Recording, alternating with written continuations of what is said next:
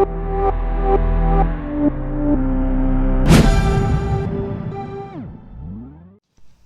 Friend, welcome to our channel CS engineering Gyan. आज के C++ के ट्यूटोरियल में हम लोग देखेंगे oops concept. It is a most important part for exam के पर्पज़ से ये बहुत इंपॉर्टेंट पार्ट है। और C++ का जो बेसिक कंप्लीट स्ट्रक्चर है वो इसी पे डिपेंडेंट है आपका। सिंपल वे तो आपका C की तरह ही है, बट इसके अंदर जो एक्स्ट्रा फीचर आपके हैं वो यही फीचर आपके यूज होते हैं C++ में, जिससे ये आपकी होती है मिडिल लेवल प्रोग्रामिंग लैंग्वेज। तो इसमें ऊप्स के कॉन्सेप्ट आपके इंपॉर्टेंट हैं, तो वो हम लोग देखेंगे वन बाय वन। सो पहले मैं बता दूं आपको। सो क्वेश्चन इस टाइप से आ सकता है, what is C++ oops concept, या एक्सप्लेन डिफरेंट ऊप्स कॉन्सेप्ट। तो कॉन्सेप्ट ऑफ ऊप्स आपके क्या क्या होते हैं? ऑब्जेक्ट होती है, class, inheritance, polymorphism, abstraction, encapsulation, dynamic binding, message passing, ये डिफरेंट इसके ऊप्स के कॉन्सेप्ट हैं। फिलहाल यहाँ पर हम लोग इसका थ्योरी पोर्शन देख रहे हैं, क्योंकि ये क्वेश्चन इसी टाइप से आता है, थ्योरी के वे में ही आता है। तो यहाँ पर हम लोग थोड़ा सा थ्योरी देख रहे हैं। अभी आपके आगे टॉपिक आएंगे तो उनमें हम लोग प्रॉपर प्रोग्रामिंग देखेंगे कि ऑब्जेक्ट आप कैसे क्रिएट करते हैं, क्लास क्या कैसे बनेगी, आपको इनहेरिटेंस का कॉन्सेप्ट कैसे यूज होगा। तो प्रॉपर हम प्रोग्राम के थ्रू भी इसको देखेंगे आगे की वीडियोज़ में, क्योंकि ये अलग अलग टॉपिक आपके रहेंगे आगे। सो सबसे पहला ऑब्जेक्ट सिंपल एक क्या होती है आपकी, एक एंटिटी है। Any entity that has state and behaviour is known as object. कोई भी ऐसी एंटिटी जिसका एक बिहेवियर हो, एक स्टेज हो, वो आपका क्या कहलाता है? ऑब्जेक्ट कहलाता है। Object is a active entity. Object आपकी मेन एंटिटी होती है जो एक्चुअल वर्क करता है, इसलिए इसको बोलते हैं active entity. Object is a instance of a class. ये क्लास का एक पार्ट होता है जिसे हम क्या बोलते हैं? ऑब्जेक्ट बोलते हैं। Then when a class is defined, no memory is allocated, but when it is initiated, an object is created, memory allocate। जो क्लास आपकी होती है बाय डिफॉल्ट क्लास में कोई मेमोरी एलोकेट नहीं होती है। जब आप क्लास का ऑब्जेक्ट बना लेते हैं तो उसकी क्या होती है? मेमोरी एलोकेट होती है उस क्लास को थ्रू ऑब्जेक्ट। जब आप ऑब्जेक्ट का इनिशिएट करेंगे, इनिशिएट मतलब ऑब्जेक्ट क्रिएट करेंगे क्लास का, तो मेमोरी एलोकेट होती है क्लास को। तो सिंपल अगर मैं एग्जाम्पल की बात करूं, ऑब्जेक्ट के एग्जाम्पल की बात करें तो सिंपल यहाँ पर अगर मैं ऑब्जेक्ट की बात करूँ, आप अगर फ्रूट्स बोलेंगे, फ्रूट्स, देखिए फ्रूट्स ये अभी ऑब्जेक्ट नहीं है, ऑब्जेक्ट को हम लोग देख रहे हैं आगे। इसके अंदर बहुत सारे आपके फ्रूट्स हैं, बनाना, Apple, orange.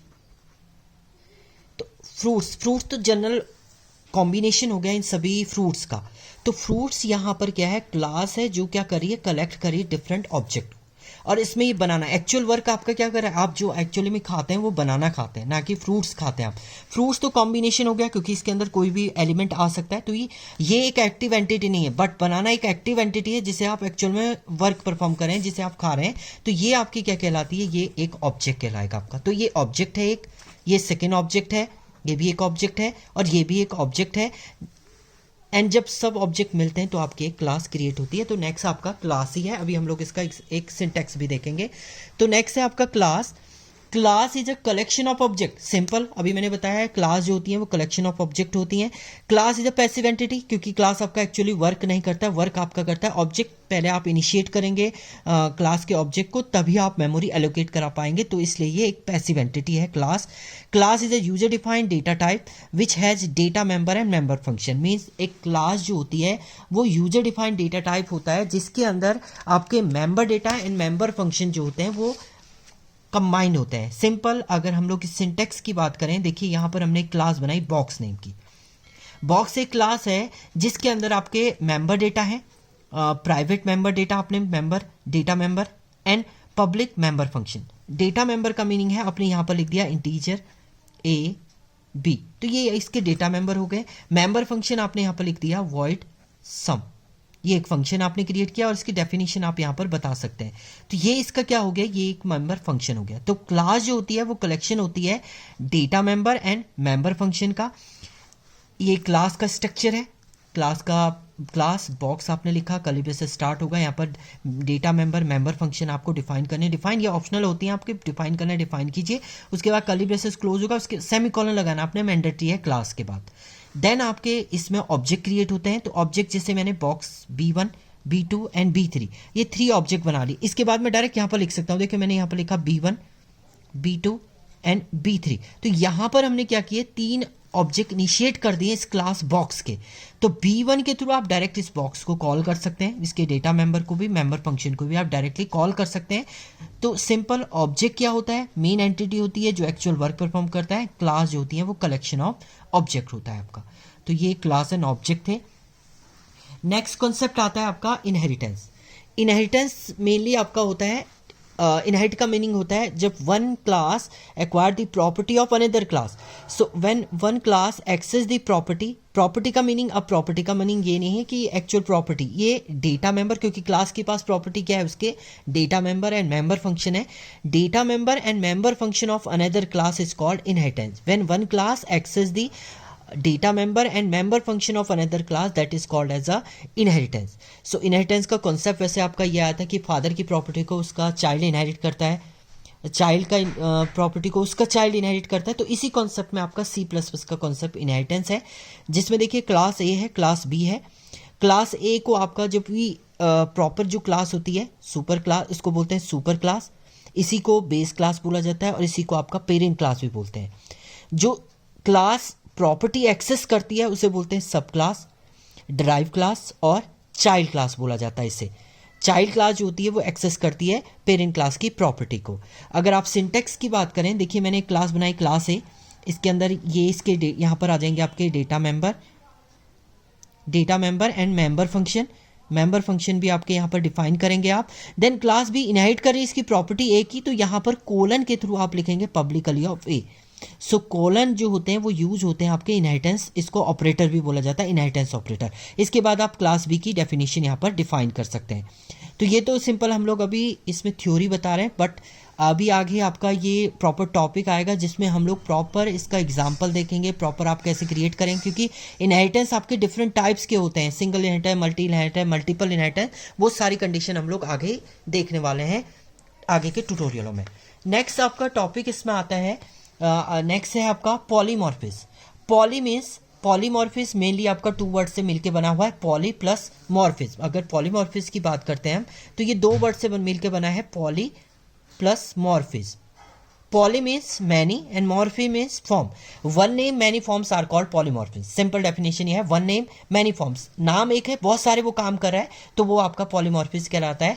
When one task is perform by different way are known as polymorphism. एक ही टास्क को डिफरेंट वे से आप परफॉर्म कर रहे हैं तो वो आपका पॉलीमॉर्फिज्म कहलाता है।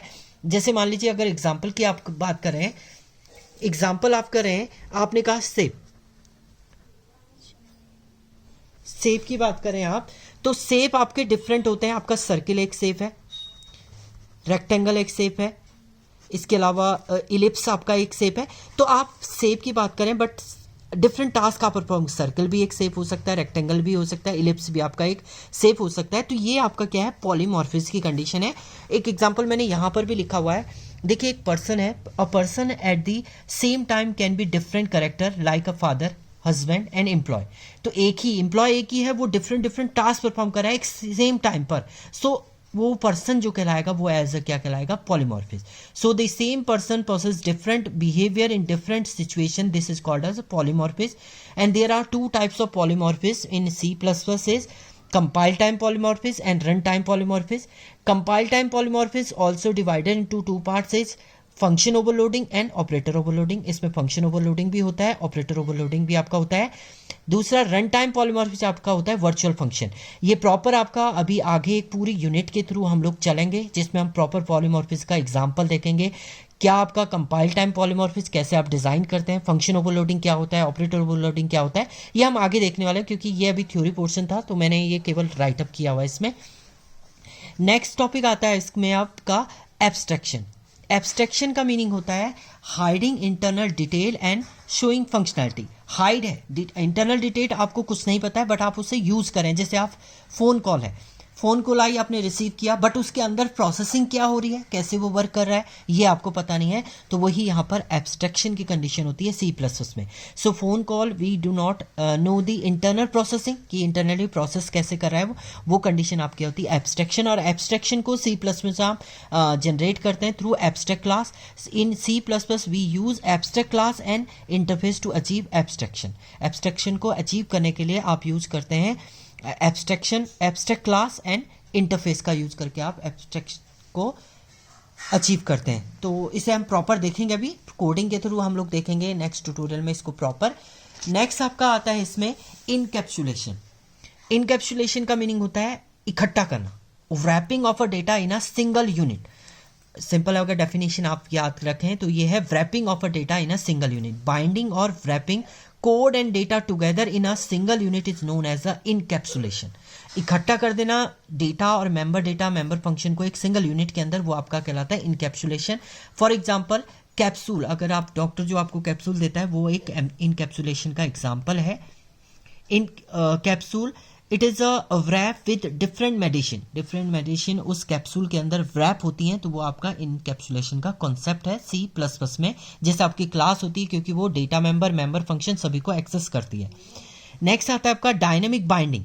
डायनेमिक बाइंडिंग का मीनिंग क्या होता है? डायनेमिक बाइंडिंग का मीनिंग डिफरेंट ऑब्जेक्ट जो होते हैं वो कम्युनिकेट करते हैं कितना डायनेमिक बाइंडिंग के through. In the dynamic binding the code to be execute in response to a function call is decided run time. Means आपके फंक्शन आपने क्रिएट कर दिया है, बट डिसाइड जो होगा बाइंड करना है, बाइंड आप ऑब्जेक्ट के थ्रू से बाइंड अप करेंगे अपने फंक्शन को। फंक्शन आपने क्रिएट कर दिया, कॉल आप कैसे करेंगे? ऑब्जेक्ट क्रिएट करेंगे, देन बाइंड अप करेंगे उस ऑब्जेक्ट को फंक्शन से, तो आपका फंक्शन कॉल होगा। So C++ use virtual function to support this.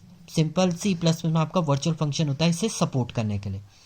Last आपका इसमें आता है message passing. Message passing general है, आपका कम्युनिकेट कराना है टू और मोर देन टू ऑब्जेक्ट को, तो वो आपका मैसेज पासिंग के थ्रू कम्युनिकेट करेगा। Object communicate with one another by sending and receiving information to each other through message passing. So यहाँ पर आपका एक ऑब्जेक्ट है, ये दूसरा ऑब्जेक्ट है, यहाँ से सेंडिंग करा है ये ऑब्जेक्ट एंड ये रिसीव करा है किसके थ्रू? एक मैसेज पासिंग कॉन्सेप्ट के थ्रू। तो ये डिफरेंट आपके कॉन्सेप्ट थे ऊप्स के। सो ऊप्स के कॉन्सेप्ट आपके ये हैं, जिसमें आपका object, class, inheritance, polymorphism, abstraction, encapsulation, dynamic binding and message passing, ये डिफरेंट ऊप्स के कॉन्सेप्ट है।